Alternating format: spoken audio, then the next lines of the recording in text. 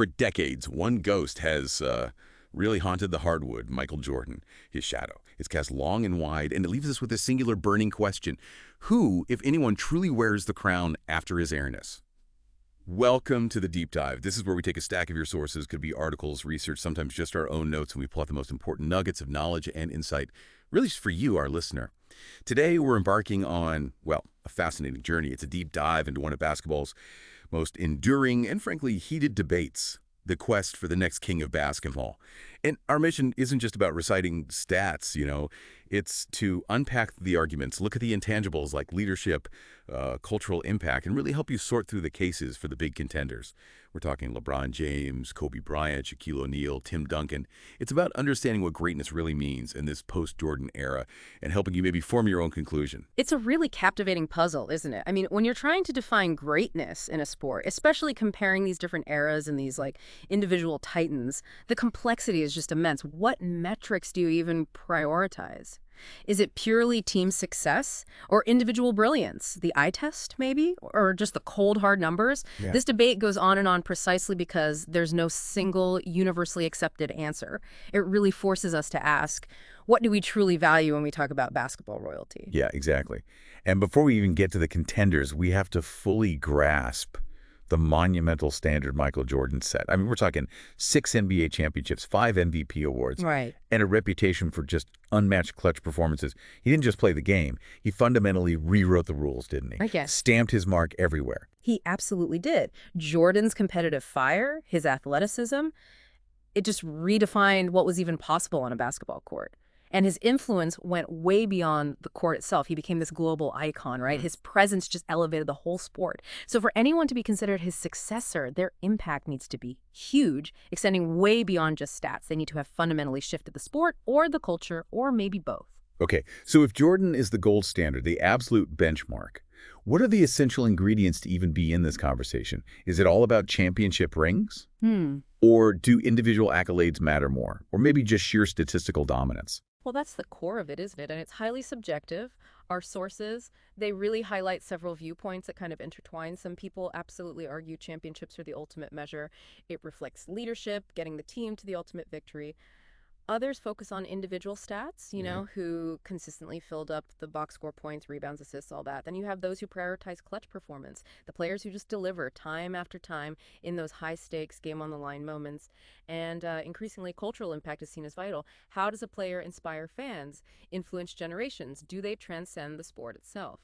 So for this deep dive, we're going to try and evaluate our contenders using a framework that blends these things. Championships, individual achievements, their biggest defining moments, and their lasting legacy. All right, framework established. Let's finally turn to these titans who dare to challenge Jordan's ghost. And we have to start with a player who's almost always the first name mentioned in any post-Jordan GOAT conversation, LeBron James.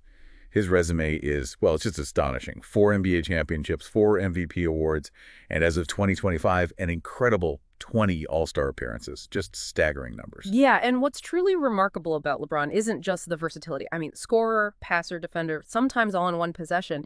It's how he's maintained that elite level for so incredibly long. At 6'9", 250 pounds, he combines that size, that speed, and this elite basketball IQ. He basically redefined the forward position. Our sources really emphasize his longevity, sustaining peak performance into his 40s. That's almost unheard of in the NBA. It's not just playing long, it's being dominant for 2 decades.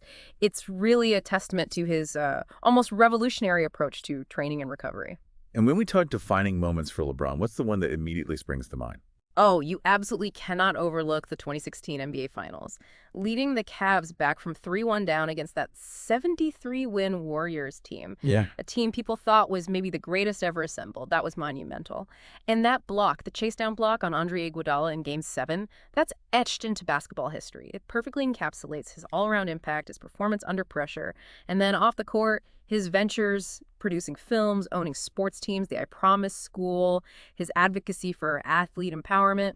It really does mirror Jordan's global brand building in a lot of ways. However, There's always a however. A consistent criticism that comes up is his 4-6 record in the finals compared to MJ's perfect 6-0. For a lot of people, that ratio is a significant hurdle. Right, that 4-6 record is definitely a major talking point. Yeah. But did our sources offer any, counter-arguments to that? Maybe about the strength of the teams he faced in the finals or how many times he basically carried less talented teams there? They absolutely do. Yeah, many sources highlight that LeBron's opponents in those finals losses were often legendary teams themselves. The Spurs dynasty, the peak Warriors with Durant. And there's a really strong argument that he elevated many of his teams way beyond their perceived talent level just by being on the roster. It's a nuanced discussion. Yeah. Is it better to lose in the finals multiple times or maybe never even make it there as often? That's a really compelling counterpoint. Okay, next up, Kobe Bryant, the Black Mamba. Yeah. His case is built on this fierce, almost obsessive competitiveness and a scoring prowess that honestly often seems limitless. He's got 5 NBA championships and that 1 MVP award from 2008. Kobe's relentless work ethic, his uncanny knack for clutch shots, it absolutely echoed Jordan's intensity. He had that just insatiable drive, that Mamba mentality, as he called it. He was constantly pushing his own limits, pushing his teammates' limits.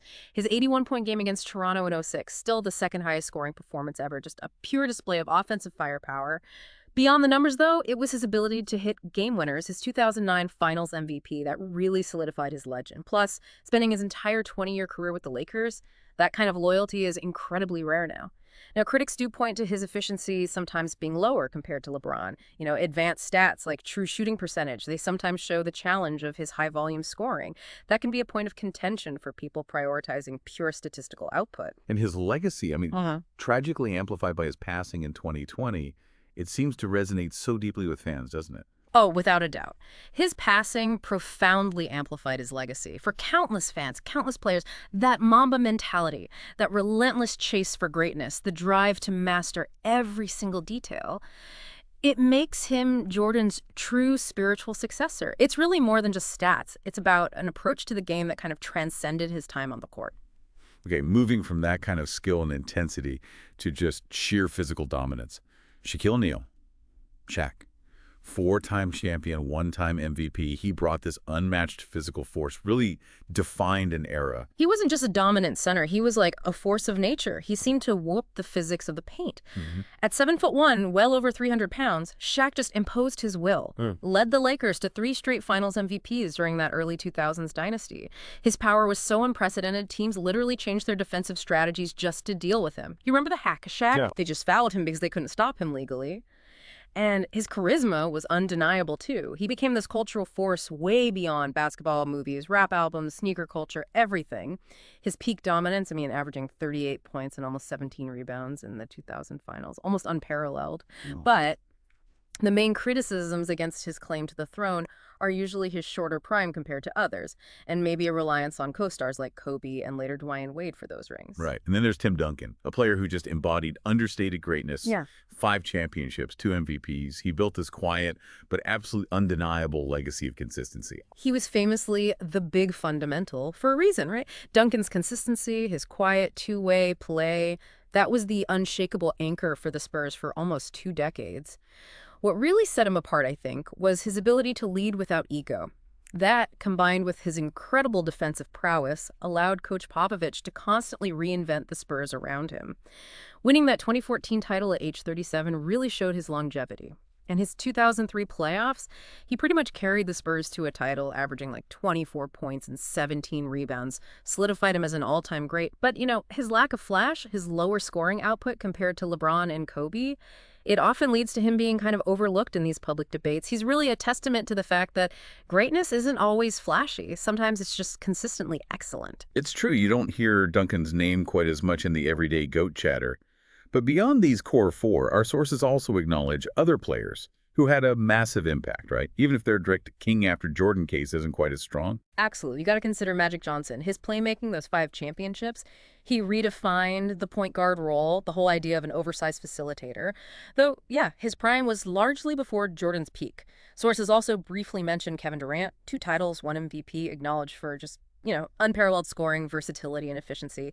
And, of course, Stephen Curry, 4 titles, 2 MVPs. He undeniably revolutionized the game with his three-point shooting, just changed offensive strategy across the entire league. So while their individual cases for the absolute top spot might be less definitive than, say, LeBron or Kobe, their impact on how the game is actually played today is undeniable. Okay, we've explored their stories, their impact. But how do these legends really stack up when we just lay out the cold, hard numbers side by side? Let's look at some key career stats, roughly as of 2025.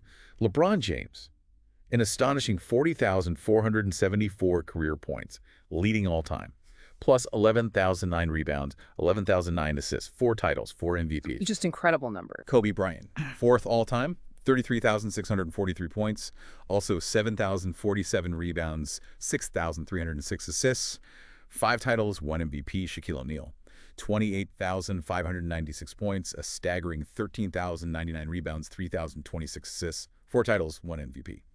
And Tim Duncan, Mr. Consistency, 26,496 points, an incredible 15,091 rebounds, 3,020 assists, 5 titles, 2 MVPs. What's really fascinating here is how these numbers paint such different pictures, especially when you bring Jordan's stats back in. 32,292 points, about 6,700 rebounds, 5,600 assists, 6 titles, 5 MVPs, and all in significantly fewer seasons. You see LeBron's just unparalleled longevity and all-around statistical production. He's a true outlier. Then Kobe and Duncan, maybe fewer individual statistical peaks, but more championships I think we might never see again. It's not just about who has more, but how their unique statistical profile led to success and their place in history. Right. And beyond the raw numbers, there's that intangible, the cultural footprint.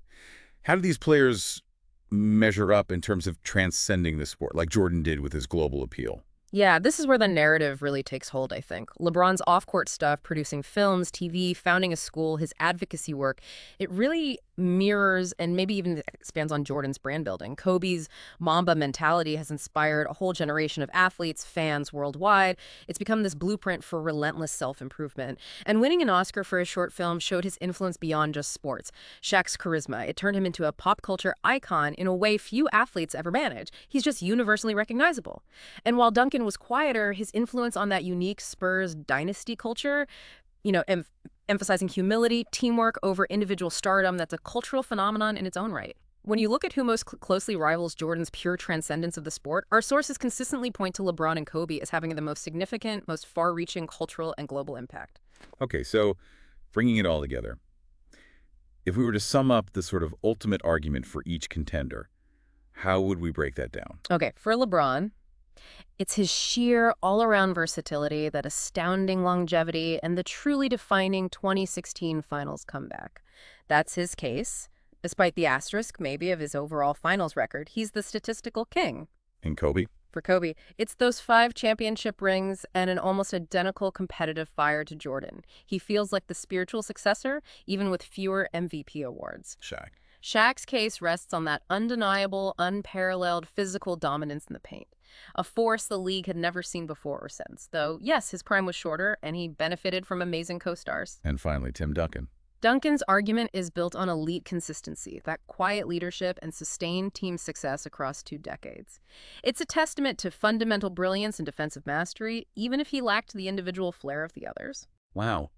This deep dive into who wears the crown after Jordan really just shows that the title of king is incredibly subjective, isn't it? It's truly shaped by what you, the listener, value most in a basketball player. Is it the rings, the stats, sheer will to win, or the overall lasting legacy? Yeah, and our sources tend to suggest that while LeBron often edges out Kobe in this sort of overall discussion, mainly due to his sustained excellence and broader impact, Kobe's MJ-esque intensity and that killer instinct keep the debate fiercely alive, especially for those who prioritize that competitive spirit and the pursuit of mastery. Ultimately, it really does come down to what criteria resonate most deeply with you. So what does this all mean for you? As you sift through these arguments, the rings, the stats, the cultural ripples, who emerges as your pick for the king after MJ, what criteria stand out most to you as definitive? We're genuinely curious to hear your take on this. You should head over to Mind Expansion Daily to get more great information and insights just like this. And please make sure to like and subscribe while you're there. And definitely leave a comment. Let us know if you agree or disagree with our summary today, or just share your own thoughts on who you think really wears the crown. Because, at the end of the day, this debate isn't just about comparing past legends. It's kind of a mirror, reflecting what we fundamentally believe true greatness looks like in the ever-evolving game of basketball.